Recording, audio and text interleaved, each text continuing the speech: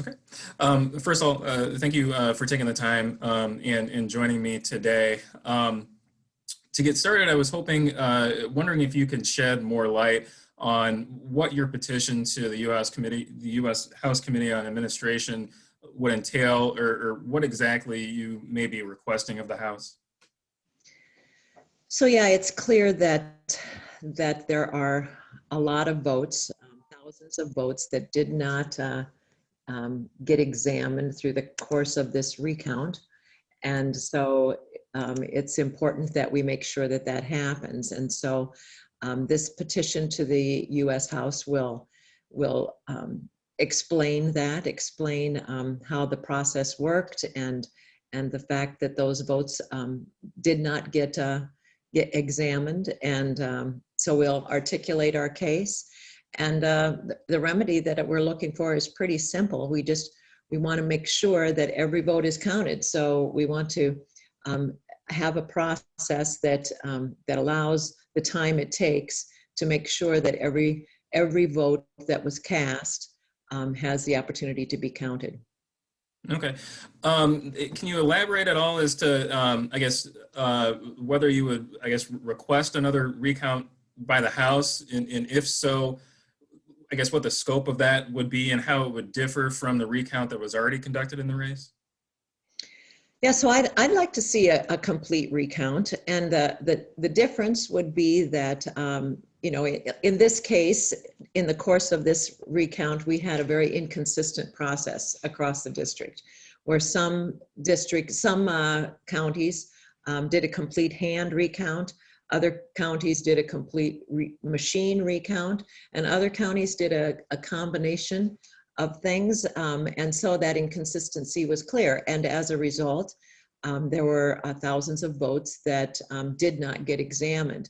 And it particularly is important when we take into the consideration of that there are undervotes and overvotes. And we're learning a lot about this process. I'm sure that a lot of people never heard of what an undervote or what an overvote is, but the reality is that that we want to make sure that if you cast a vote in one county, and you cast that vote in a certain way, that it should be treated the same no matter which county it's cast in.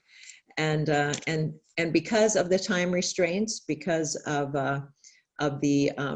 again, the ability of each county to do things differently, that was not the case. And so what we're looking for is to make sure that every single vote is treated fairly, consistently across the district, and that we make sure that every legally cast vote is counted correctly.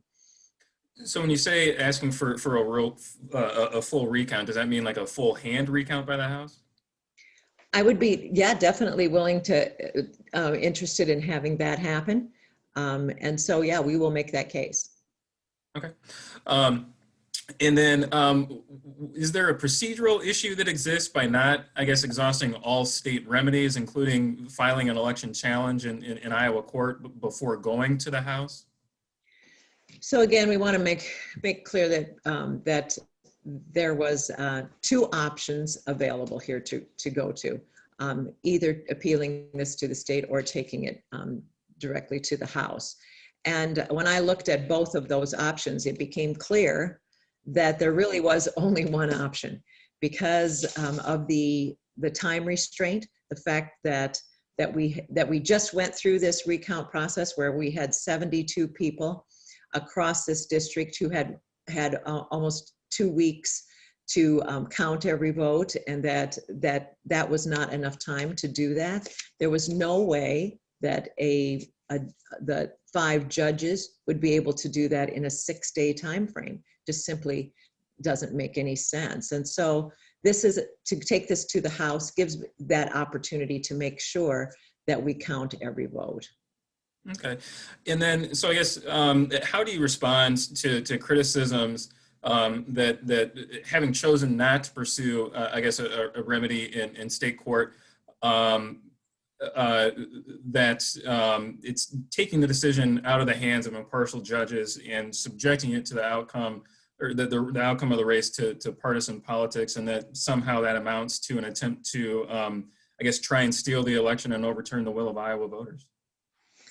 So I find that to be inaccurate, that the remedy that we're seeking is to make sure that the votes are counted, that we have the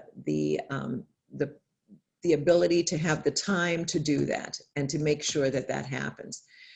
This is being filed through the Federal Contested Elections Act, which is a piece of legislation that was designed specifically for this reason, to resolve issues like this in the states. It's been on the books since 1969. It's been used more than 100 times. And again, it's about what we want for a remedy, which is to make sure that every vote is counted. And that's what we will make sure happens. Okay. The Omaha World Herald in a recent editorial wrote that if the democratically controlled House overturns a certified election result, that it would merely add fuel to the president's dangerous narrative telling Americans that they can't trust election outcomes. Are you worried about the potential message that your petition may send to voters whose confidence in the integrity of U.S. elections may already be shaken, given what we've seen happen on the national level? I don't think there's any comparison between what's happening here and what's happening on the presidential level. First of all, this is a race that is down to 6 votes out of a pool of nearly 400,000. That percentage is so small, I can't even tell you what it is. So there's no comparison between that and the presidential situation, where we're talking about millions of votes that were cast in favor of Joe Biden. And so those two do not compare. And again, nobody is saying, we're not charging that there was any shady dealings, that there was any fraud involved here. We're simply talking about a process that did not allow a fair process to take place, that it just is wrong to know that some votes did not get counted. And as Senator Miller-Meeks said in Iowa Press the other night, she knows that there were votes that were cast for her that did not get counted. That's simply wrong. And we have got to make sure that every vote that was cast is counted correctly. Okay. Given that there isn't any fraud that's being alleged in this race, I guess,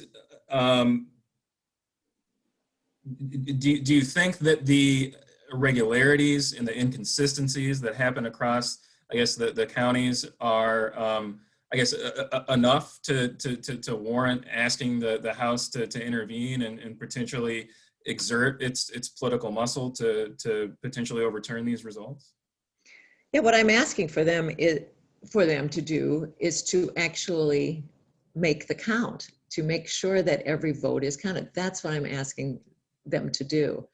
And that's the fair thing to do. It's the right thing to do. It's the important thing to do. It's what our democracy is built on, is the assurance that our votes are being counted. And so that's the remedy that we're looking for. It's so important that we get this done and that we get it done right. Okay. And then should the House take up your petition, did you happen to have a sense of what the timeline would be before, I guess, a final or definitive decision is made on who should hold the seat?